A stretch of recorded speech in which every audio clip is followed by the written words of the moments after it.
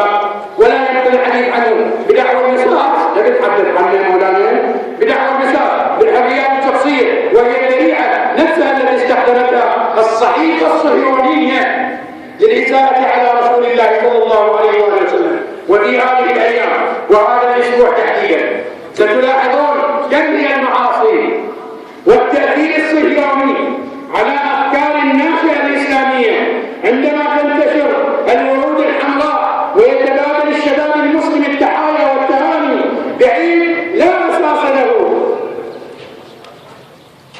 يسمونه عيد الحب، رغم أن الإسلام هو دين المحبة والوئام والتعايش والسلام، وليس هذا إلا تقليدا لمجتمعات غير إسلامية لن يأتي منها غير الدمار وسفك الدماء والفوضى. لا سلام ولا حب ولا هم يحسنون. واحتفالا بما لا يحتفل به، إننا مدعوون للوقوف أمام أنفسنا ومحاسبتها في ضوء الكتاب الكريم والسنة النبوية الشريفة وسيرة أهل البيت عليهم السلام، وليسأل كل منا نفسه أين نحن من الله؟ أين نحن من نبيه صلى الله عليه وآله وسلم؟